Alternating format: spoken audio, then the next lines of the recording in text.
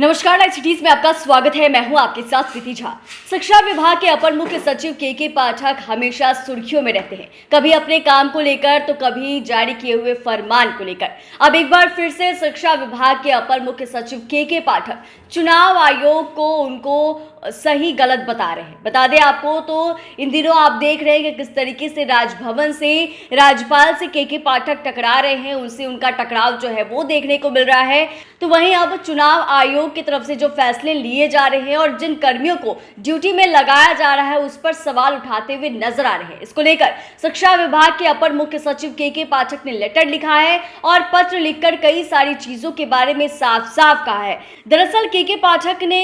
राज्य के मुख्य निर्वाचन सीईओ को पत्र लिखकर कहा है कि उनके विभाग में आउटसोर्सिंग के जरिए तैनात अस्थायी कर्मियों को लोकसभा चुनाव की ड्यूटी में लगाना अनुचित है। के पाठक ने सीईओ से कहा है कि वो सभी जिलों के जिला निर्वाचन पदाधिकारी यानी कि जिलों के डीएम ही डीईओ भी होते हैं, उनको निर्देश दें कि ऐसे स्टाफ को लोकसभा चुनाव में काम करने में ना लगाया जाए। वहीं आप देख रहे हैं कि के पाठक किस तरीके से राज्यपाल राजेंद्र विश्वनाथ अर्लेकर से भी वो उलझ पड़े हैं और कैसे स्पष्ट उनके बुलाने के बावजूद भी के पाठक राजभवन नहीं गए थे और कैसे उन दोनों के बीच जो है वो थोड़ा बहुत उलझाव देखने को जरूर मिला था, क्योंकि यूनिवर्सिटी के कामकाज में के पाठक और शिक्षा विभाग की दखल अंदाजी जो है वो देखने को मिली थी। ऐसे में राजभवन और सरकार के बीच तानातानी जो है वो भी हम सभी देखे थे और कैसे के पाठक को लेकर यही कहा जा रहा था कि वो तो अब बिहार के जो राज्यपाल है उनसे भी ऊपर अधिकारी हो गए हैं। ऐसे में अब शिक्षा विभाग के अपर मुख्य सचिव के पाठक जो निर्वाचन आयोग है उनसे उलझते हुए नजर आ रहे हैं और उन्होंने मुख्य निर्वाचन पदाधिकारी को पत्र लिखकर साफ साफ कहा है कि आउटसोर्सिंग के माध्यम से अस्थायी रूप से नियुक्त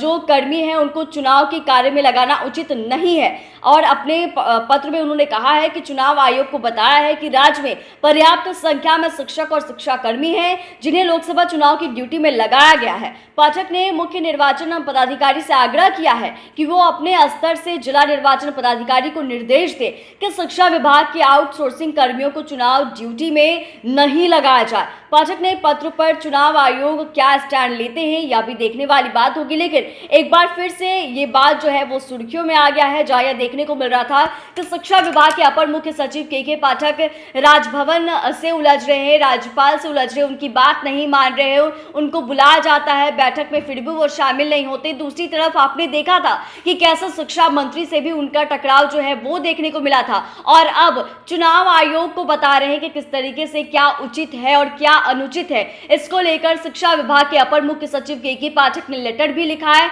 और साफ साफ बताया है कि आखिरकार लोकसभा का जो चुनाव है उस चुनाव में किन कर्मियों की ड्यूटी लगानी है और नहीं लगानी है। और इसको लेकर स्पष्ट अब देखने वाली बात यह भी होगी कि के पाठक की तरफ से जो लेटर लिखा गया है जिसमें कई सारी चीजों के बारे में जिक्र किया है, तो आगे क्या कुछ होता है, क्योंकि इसको लेकर प्रशासनिक महकमे में जो चर्चा है वो भी चल रही है कि अब क्या एक्शंस होगा, क्या बात होगी, क्या देखने को सारी चीजें जो है वो भी मिलेगी। चैनल को सब्सक्राइब करें, फेसबुक पेज को लाइक करें। धन्यवाद।